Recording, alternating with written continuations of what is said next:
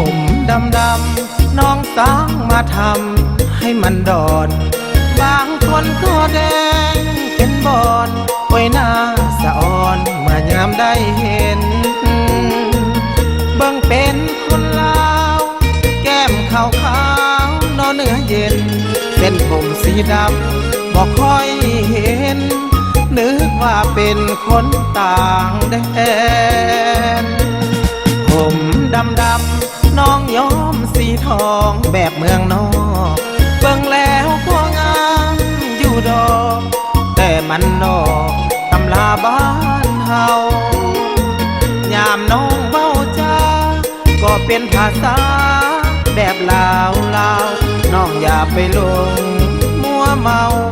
เหมือนเจ้าสาวอ้ายหนุ่มผมทอง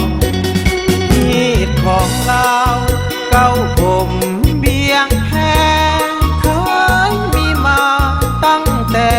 น้องอย่าไปแห่งสังคมบ้านเขาเรื่องฮีด12ของ14ประเพณีลาวแม้แต่ของกินกับข้าวยังมีลาบข้าวบนป่าดุกนาผมดำดำอายยองว่างามเป็นหนึ่งเบิ่งแล้วงามซาบซึ้งใจลำพึงเสน่ห์มาแหงเขาเป็นคนลาวน้องแก้วตาอย่าลงสีแสงน้องอย่าไปลงผมแดงน้องลาคำแพงจนลืมผมดำ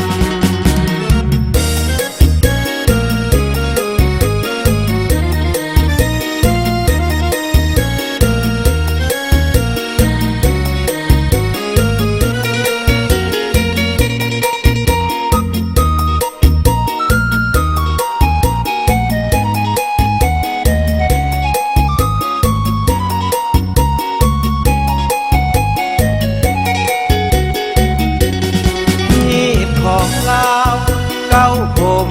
เบี้ยงแพ้เคยมีมาตั้งแต่น้องอย่าไปแห่งสังคมบ้านเขาเรื่องฮีด12ของ14ประเพณีลาวแม้แต่ของกินกับข้าวยังมีลาบข้าวบนป่าดุกนาผมดำดำอายยองว่างามเป็นหนึ่งเบิ่งแล้วงามซาบซึ้งใจลำพึงเสน่ห์มาแหงเขาเป็นคนลาวน้องแก้วตาอย่าลงสีแสงน้องอย่าไปลงผมแดงน้องลาคำแพงจนลืมผมดำ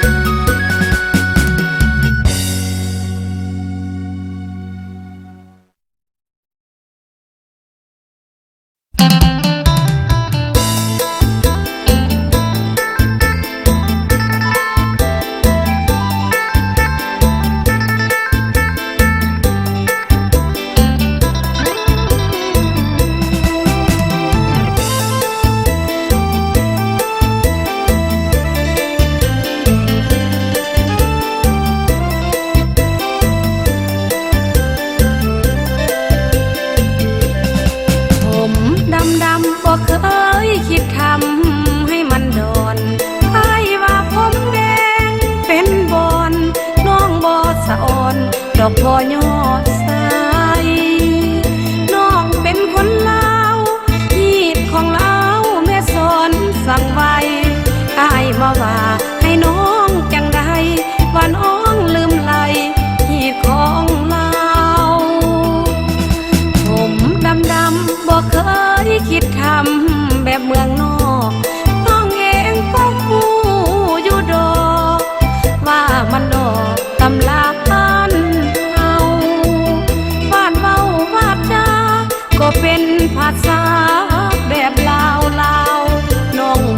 หลง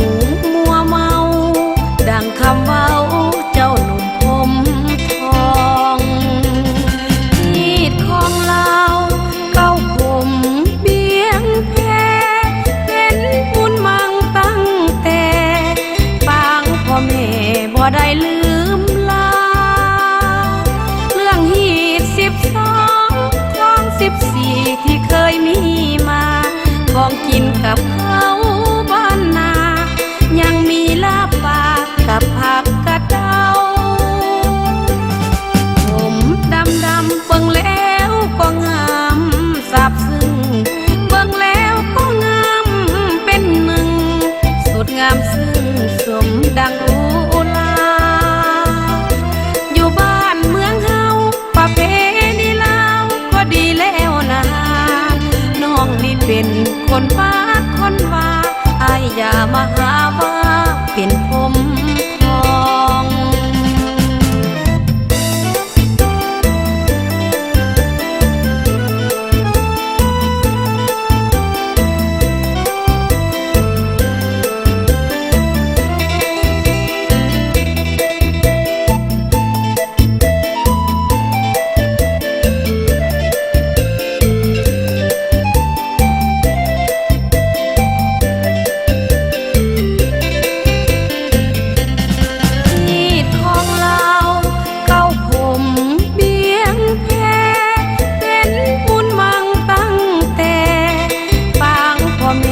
บ่ได้ลืมลาเรื่องฮีด12ของ14ที่เคยมีมาของกินกับเขา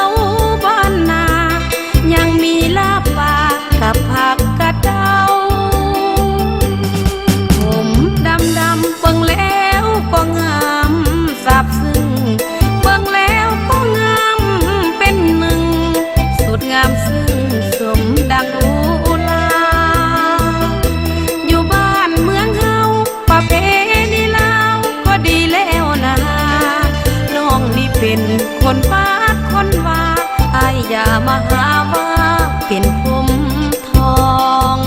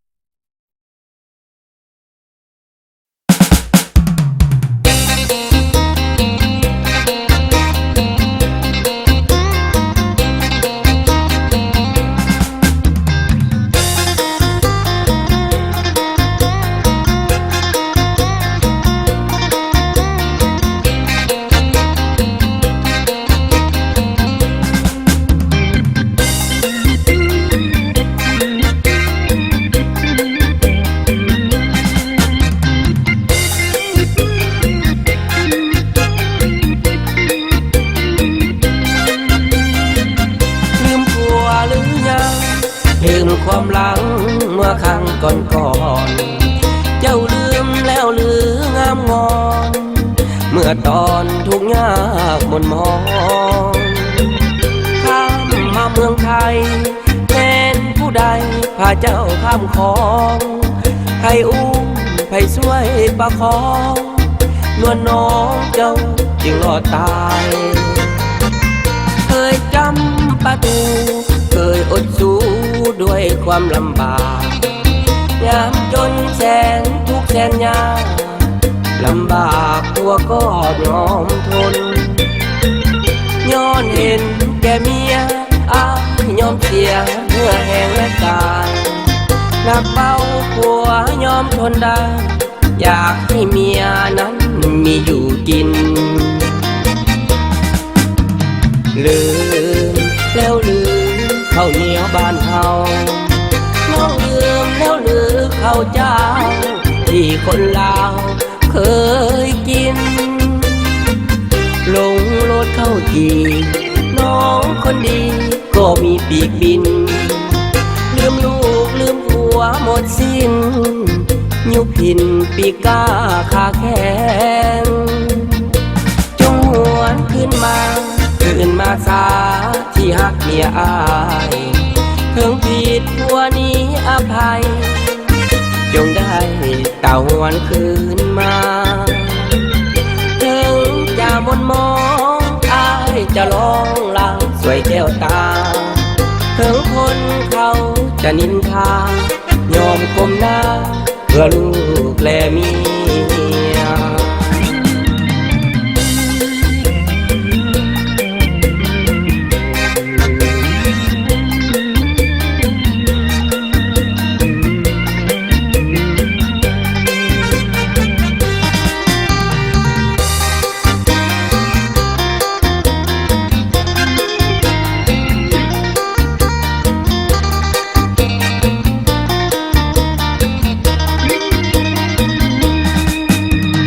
ลืมแล้วลืมข้าวเหนียวบ้านเฮาน้องลืมแล้วลืมข้าวเจ้าที่คนลาวเคยกินหลงรถเข้าจีน้องคนดีก็มีปีกบินลืมลูกลืมผัวหมดสิ้นยุบพินปีกก้าขาแข็งจงหวนขึ้นมาสาที่หักเมียอายถึงผิดผัวนี้อภัยจงได้เต่าหวนคืนมาถึงจะมนมองอายจะลองลางสวยแก้วตาถึงคนเขาจะนินทายอมก้มหน้าเพื่อลูกและเมีย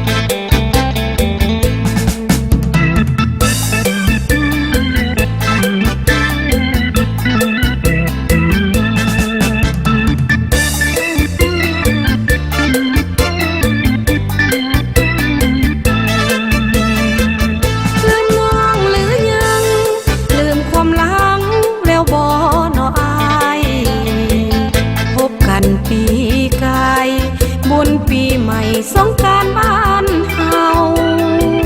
ไอเด็ดดอกไม้เน็บสดใสหูน้องเบาๆทั้งสองคนเฮาเคยได้รางวัลเกี่ยวกันลืมแล้วหรือใดที่หาดทรายเขาเคยลงเล่นอาบน้ำเย็นลงลอยเล่นสนุกสุขสันต์ทางน้องและอายสาดน้ำใส่ซึ่งกันและกันแค่ลืมวันนั้นลืมมันไปแล้วหรือใดสงกรานต์สถานหัวใจของน้องปีนี้คอยครองสลองงานบุญปีใหม่หากบ่ลืมลาจงมาเถิดนักวันใจลื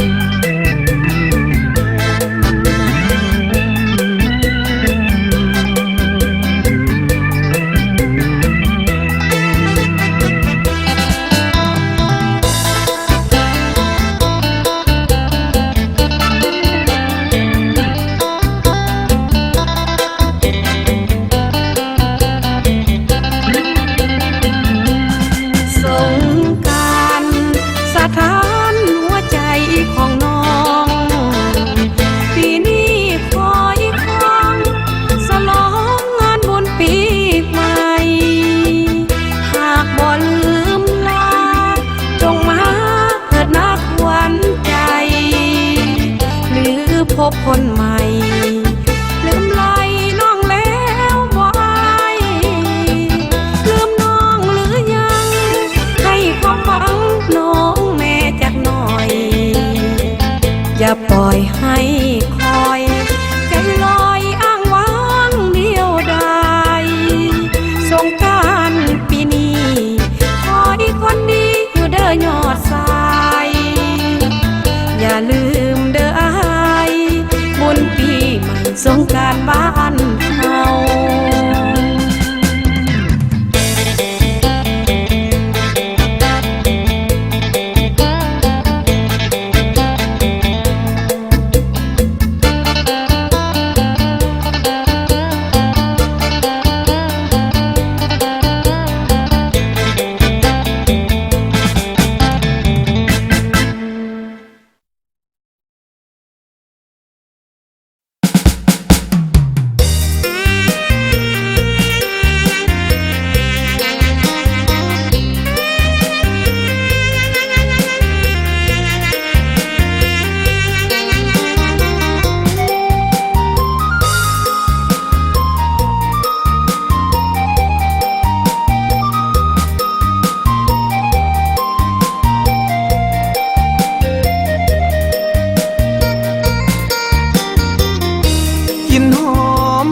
จิกคิดหอมความหลังกินหอมดอกหังอายยังบอกเคยลืมไหลจากน้องมานานทุกวันสุดที่มองไม่คิดถึงน้องมาข้างใดซึ่งใจสุดเหลือขนาดเห็นเขาสุกเหลืองต่อเฟืองเหี่ยวแห้งเดือนห้าหน้าแรงน้ำแห้งจากทินดินนาดังเข้าคอยฝนคนจนคอยแฟนดังว่าบ่ได้ลืมน้ำคำสัญญาครั้งที่ผ่านมาสองเราเคยมีหอมดอกจำปามาลาใครที่บ้านในวันสงกรานต์สาบานหักบ่อนายนี้ด้วยความยากจนหน้ามนต์อ้ายแสนเต็มทีเข้าของเงินทองบ่มีอ้ายนี้สุดที่น้อยใจดอกฮักคงคอยใจลอยมองมนคิดสงสารตนยามจนขาดคนเห็นใจจงให้เว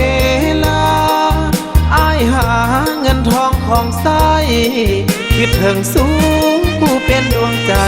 แล้วอ้ายจะไปสู่ขอแต่งงาน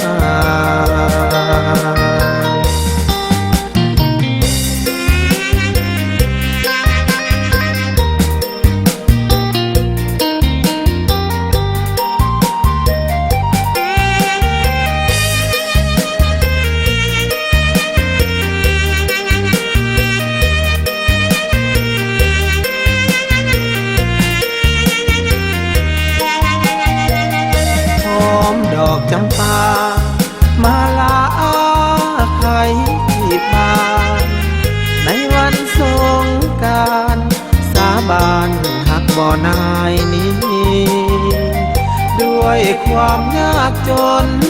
หน้ามนต์อ้ายแสนเต็มทีเข้าของเงินทองบ่มีอ้ายนี้สุดที่น้อ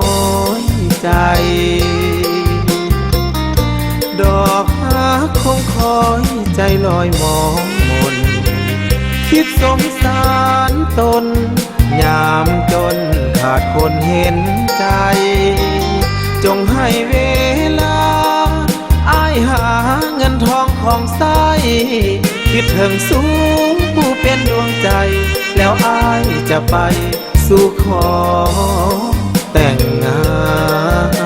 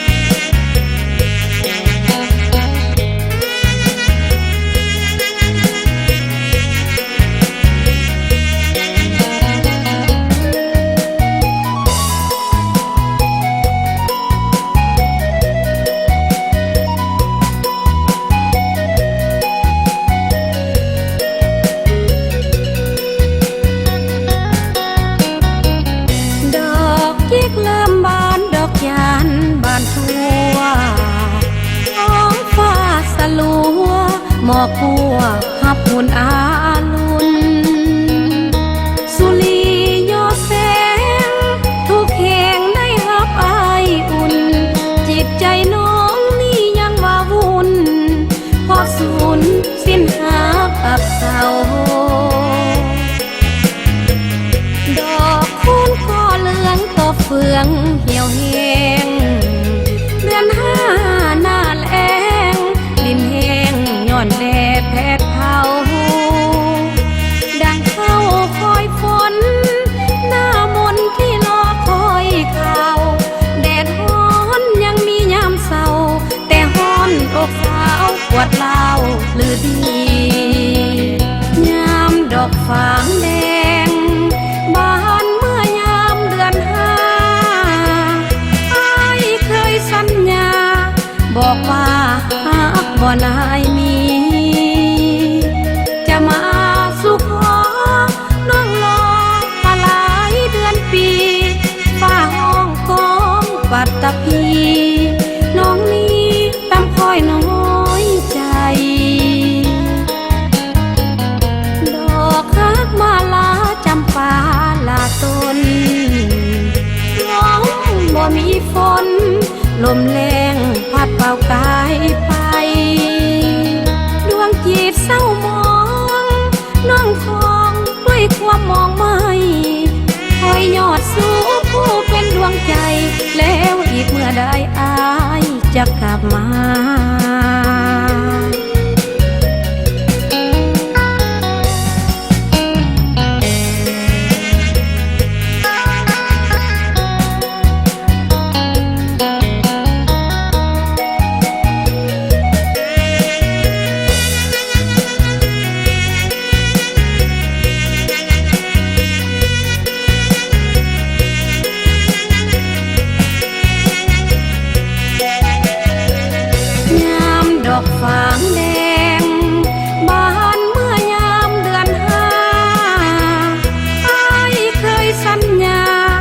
บอกว่าหากบ่นายมีจะมาสู่ขอน้องรอมาหลายเดือนปีฝ้าห้องกองปัตตภีน้องนี้ตามคอยน้อยใจดอกรักมาลาจำปาลาตนร้องบ่มีฝนลมแรงพัดเป่ากายไปดวงจิตเศร้ามองน้องคองด้วยความมองไม่คอยยอดสู้ผู้เป็นดวงใจแล้วอีกเมื่อใดอายจะกลับมา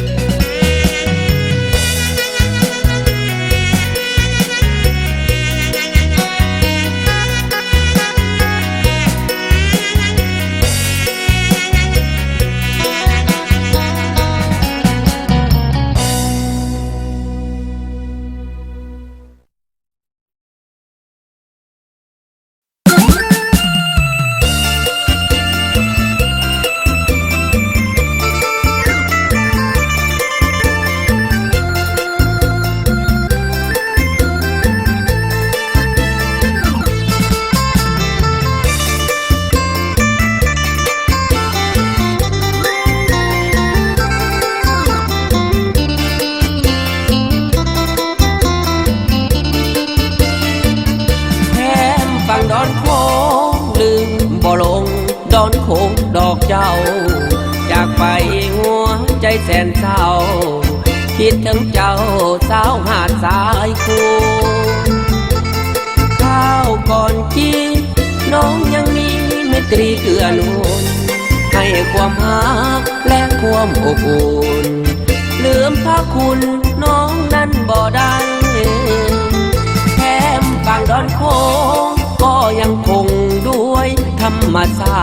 ติจิตใจสาวก็สาจนบาดจะคิดลืมลายคืนหนึ่งนั้นอายนอนฝันว่าน้องเปลี่ยนใจเข้าวิวากับคนรักใหม่อายเสียใจตลอดทั้งคืนเคยพายเรือเลียบเกาะดอนอาวรสุดซึ้งกลางแสงจันทร์คืนหนึ่งซาบซึ้งตรึงแนบกายากอดเจ้าไว้ส่วนหัวใจอ้ายสุขอุลาอธิษฐานต่อกันไว้ว่า ฮักสัวฟ้าคอยอยากพะวงแก้มฝั่งดอนโค้งน้ำไหลลงพุดโค้งลายแง่จิตใจสาวยาพันเปลายแง่เหมือนดังดอนโค้งจากเจ้าไปส่วนหัวใจอายลืมบ่ลงหากผลบุญของเฮาอยู่ส่งสองเฮาคงได้อยู่ร่วมกัน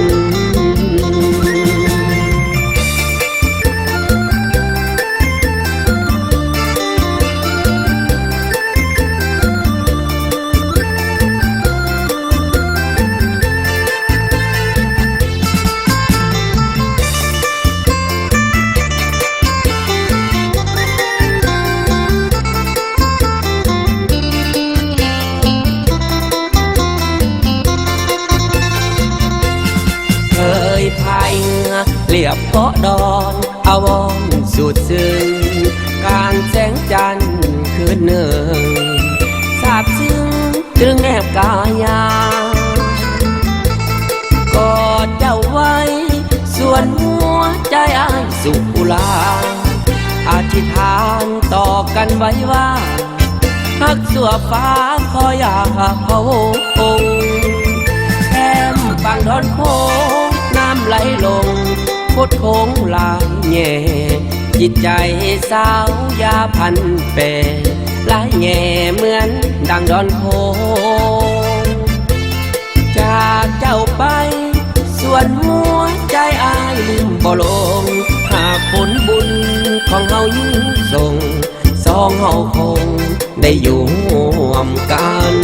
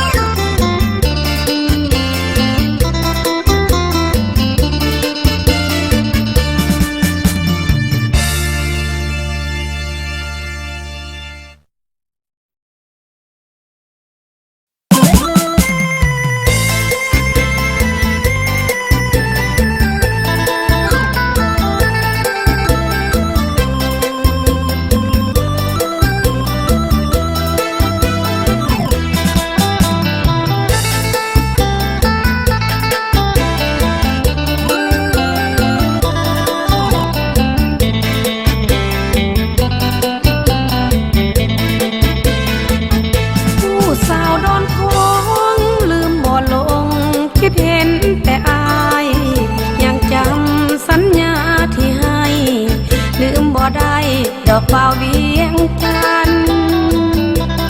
หาดทรายคุณที่สองเราเดินเคียงคู่กันภายใต้แสงดวงเดือนคืนนั้น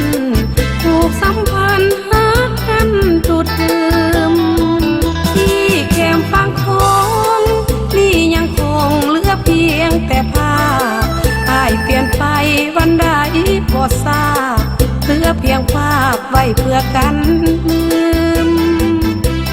ส่วนน้องนั้นเฝ้าลำพันด้วยใจดูดดื่มขาดความรักขาดความหวานซึ้งนั่งเศร้าซึมตลอดเวลามีเพียงเรือจอดเทียบดอนเมื่อตอนใกล้ค่ำน้องนั่งมองจนฟ้ามืดค่ำคนงามกะบ่มาก่อนมีอายคู่เคียงกายเมื่อยามนิทราอายกระซิบข้างหูน้องว่าสั่วดินฟ้าขออย่าลืมลงแก้มฝั่งดอนโค้งน้ำไหลลงโคตรคงหลายแง่แต่ใจน้องบ่พันแปรหลายแง่ก็แต่ดอนโค้งจากเจ้าไปส่วนหัวใจขออย่าลืมลงโอ้จอมขวนจึงหวนเต้าคงสาวดอนคงยังคงตั้งตา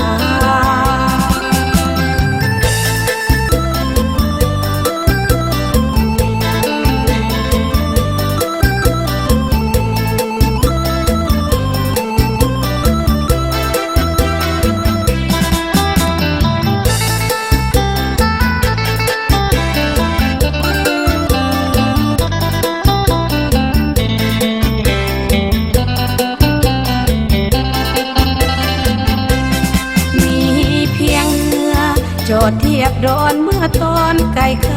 ำน้องนั่งมองจนฟ้ามืดคำคนงามอ้ายกะบ่มาก่อนมีอ้ายผู้เคียงกายเมื่อยามนิทราอ้ายกระซิบข้างหูน้องว่าสั่วดินฟ้าขออย่าลืมลงแก้มฟังดอนคงน้ำไหลลงโคตรคงหลายแง่แต่ใจน้องบ่พันแปร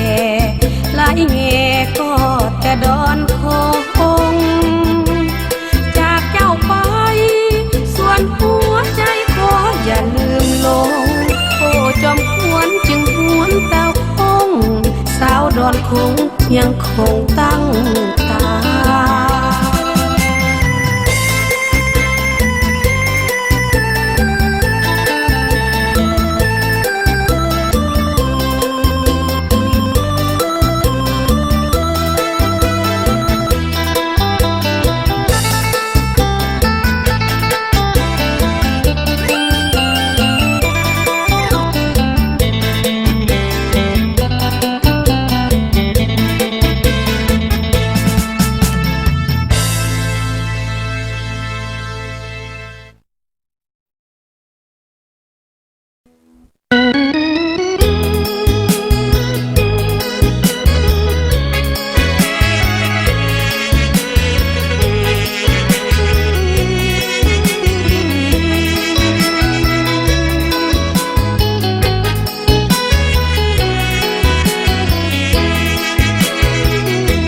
ใจอ้ายอาวรณ์ได้พบบังอ่อน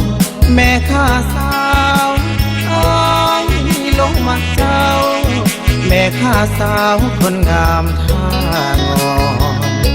งามจริงๆน้องแนมเบิ่งใสก่อนสอนหรือเจ้ามีผู้สอนอยู่เคียงมอนเจ้าแล้วหรือยังยามได้พบนวลยิ่งคำยิ่งควรจิตใจเลืออ้ายบ่เคยฮักใครเบื่ออยากได้นวลเนื้อมานอนแนบผ้าจะมอบใจอ้ายพอนอนตายแนบตากนางน้องอย่าลบหน้าเหมือนมางจะขอหักนางตลอดตายจะมาอยู่เคียงนางช่วยขายของเป็นลูกมือของน้องสวยใจของหับใส่บ่อันขอน้องอย่านายอายคนจนเถิดแจ่มจันทร์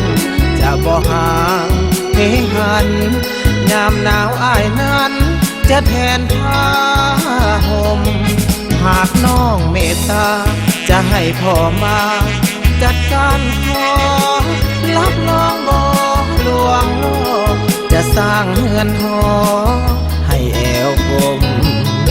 วอนสาวท่างอนอย่าหลอกอายให้อกตรมอย่าได้ลวงให้ลมแม่ค้าตาคมสาวท่างอนเอ่ย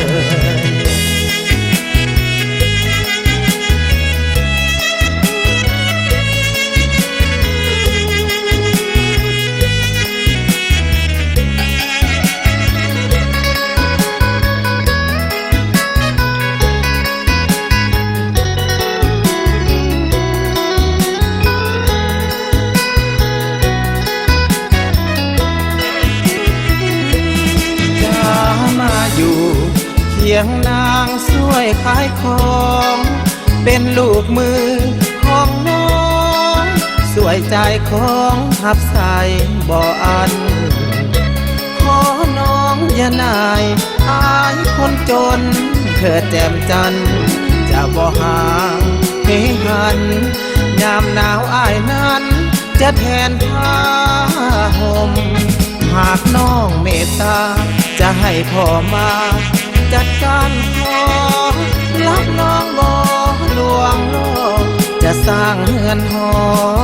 ให้แอวกลมวอนสาวท่างอนอย่าหลอกอายให้อกตรม อย่าได้ลวงให้ลมแม่ค้าตาคมสาวทางงอนเล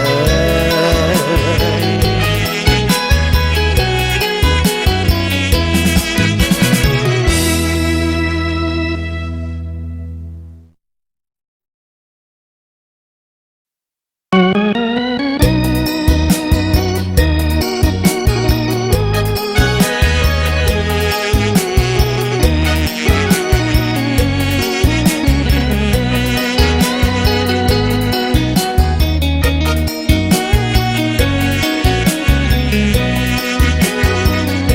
เสียงอ้ายเว้าวอนย่องสาวทางงอน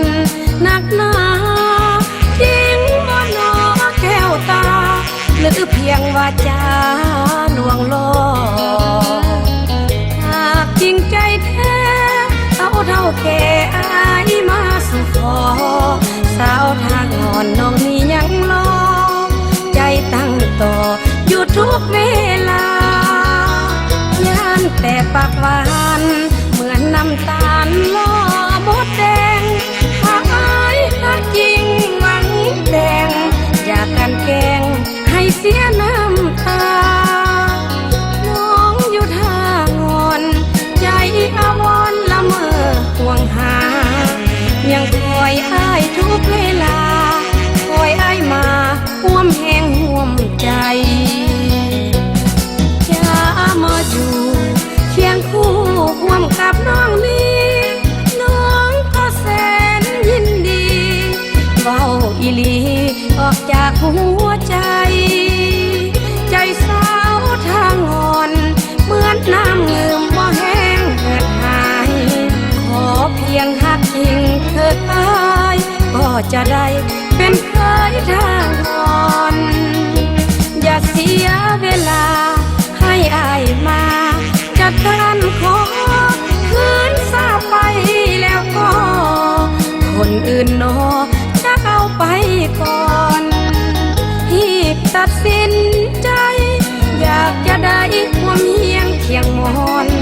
อยากได้สาวทางงอนไปกอดนอนหีบมาสู่ขอ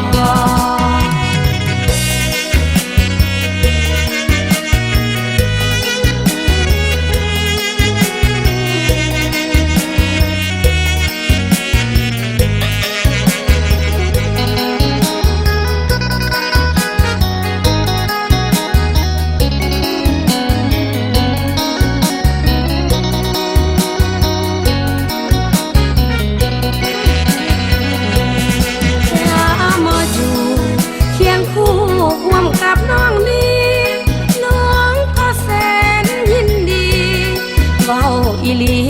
ออกจากหัวใจใจสาวทางงอนเหมือนน้ำเงื่อมบ่แห้งเกิดหายขอเพียงหักยิงเถิดตายก็จะได้เป็นเคยทางงอนอย่าเสียเวลาให้อายมาจัดการขอคืนทราบไปแล้วก็คนอื่นนอจะเอาไปก่อนหีบตัดสินใจอยากจะได้ความเฮียงเคียงมอนอยากได้สาวทางงอนไปกอดนอนหีบมาสู่ขอ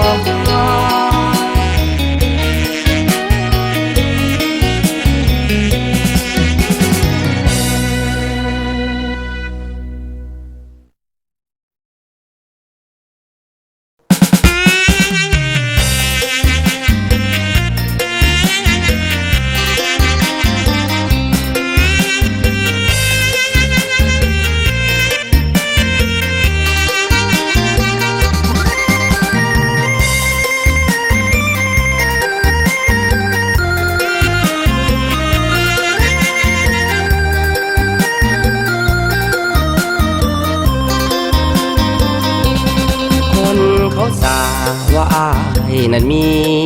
เมียน้อยเมียเอ้ยน้องอย่าใจน้อยน้อยใจกินให้หมองมนถึงเขาจะสาเก่าหา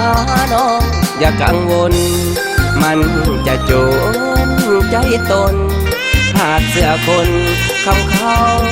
กล่าวมาคนเขาสาบอายมีจิตหนึ่งใจสองซึ่งมันผิดหีดของเรื่องเมียสองบ่จริงดังว่า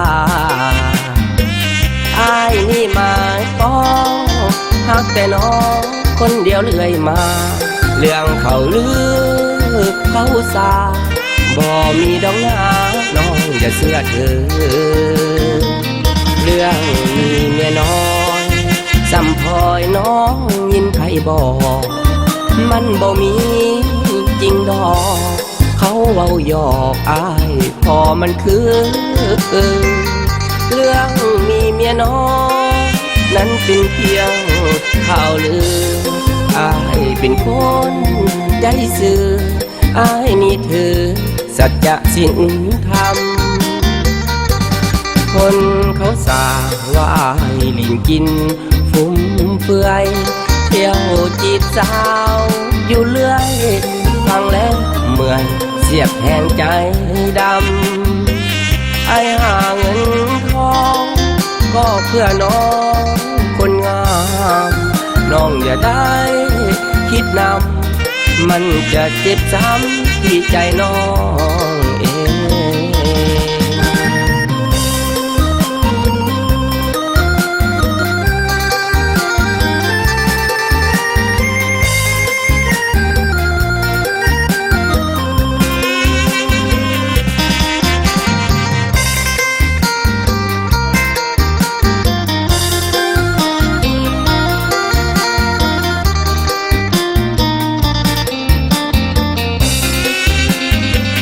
เรื่องมีเมียน้อยสัมพอยน้องยินไผบอกมันบ่มีจริงดอกเขาเว้าหยอกอายพอมันคือเรื่องมีเมียน้อยนั้นเป็นเพียงข่าวลืออายเป็นคนใจซื่ออายนี่เธอสัจจะศีลธรรมคนเขาสาว่าให้ลินกินฟุ้มเฟือยเที่ยวจีบสาวอยู่เรื่อยฟังแล้วเมื่อยเสียบแทงใจดำไอหาเงินทองก็เพื่อน้องคนงามน้องอย่าได้คิดนำมันจะเจ็บซ้ำที่ใจน้องเอง